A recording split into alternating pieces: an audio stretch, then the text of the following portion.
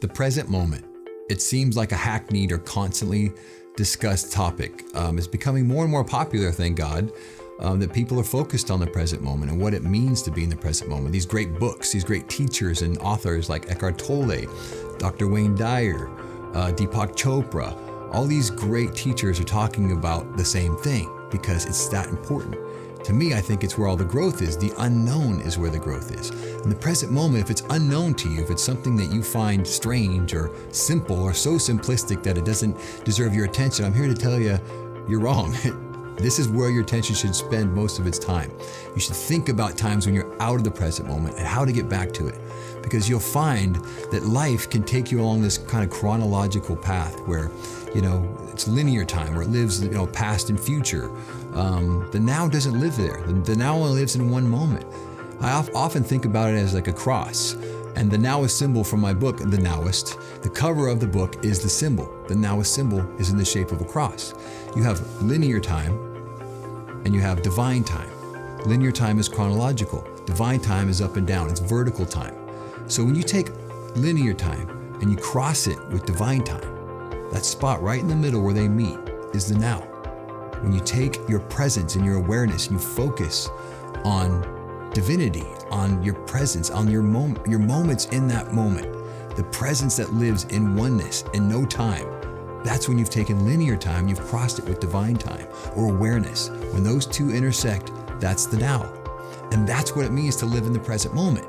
To take all your day, your busy schedule, your life, your history, your past, your future, and dissolve them and take a breath and live in one moment of awareness, of awakening, of a flash of enlightenment like I had.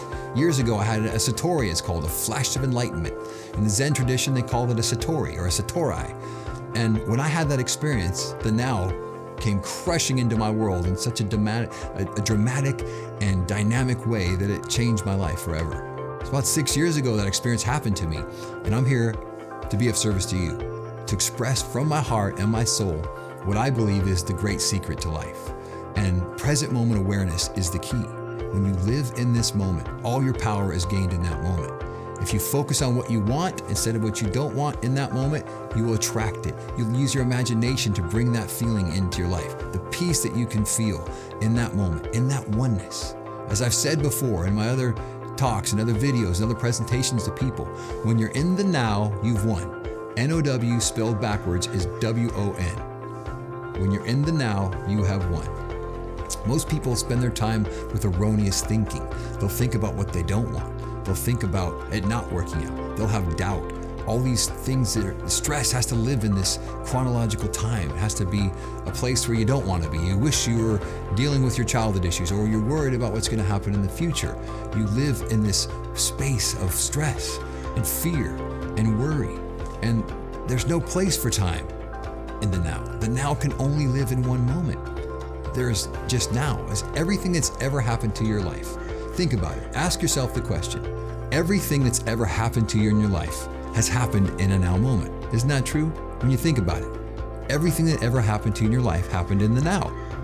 So there's the great secret. It's so simple. It's been staring you in the face your whole life, but it's so simple, it's so obvious that most people glaze over it. It's almost like you meet a friend on the street and you walk up to this friend and you've met them many, many times before, but you can't remember their name. And then they walk past you in the street again another day. You still can't remember their name. They're always, they're familiar, they're there, but you kind of just pass back and forth and you think, man, I know that person. Wish I could remember their name. The now is kind of like that. It's just like this casual thing that we just kind of glaze over. We think, oh yeah, it was just another moment and another moment. But the problem is that moment is a gift to you.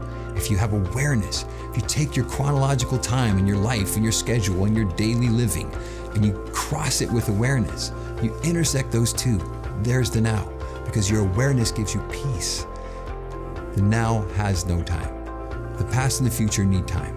The now is only this moment. There's no time, there's no chronological time in the now. When you live in that moment, that's when you have the power. That's when you have the energy and the source energy from which you came from. That's why I say it's divine time. It lives linearly. Linearly is chronological time. Divine time lives vertically. It lives vertically. Divine time is vertical. Chronological time is linear. When you cross those two, that's the now. And when you can live in that moment, you have an opportunity to have more peace, to live with more joy, to bring abundance into your life because you're not worrying about time. Most people think that we are a physical being having a spiritual experience on this planet.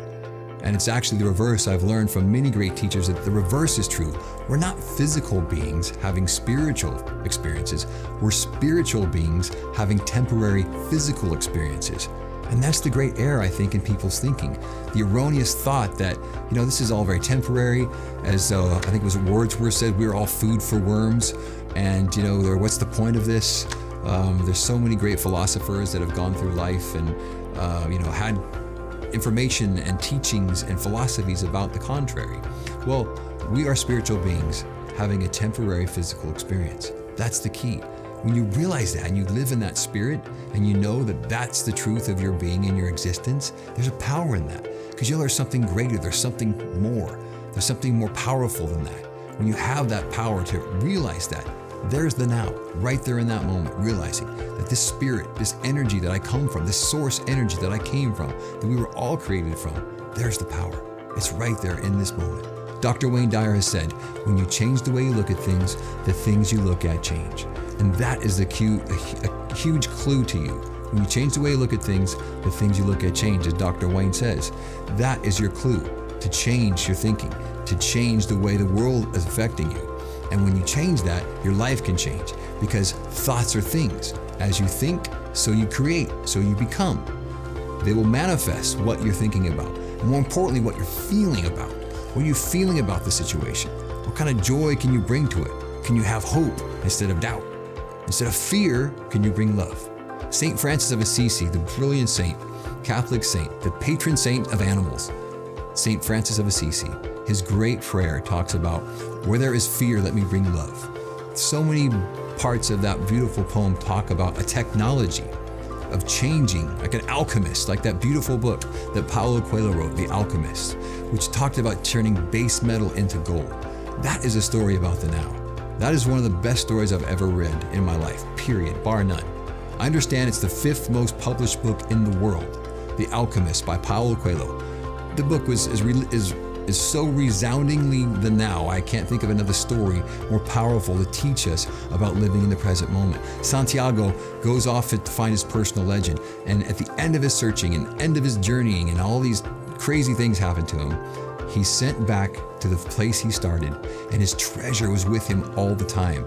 In that altar was the gold that he had been searching for his whole life. He had to go all the way to Egypt only to learn that back here in the now, in the present moment where his inspiration, his satori occurred, was right there where he began.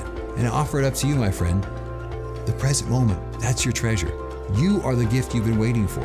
Everything you've ever wanted is here, now. If you can just focus on it, believe in it, have love with it.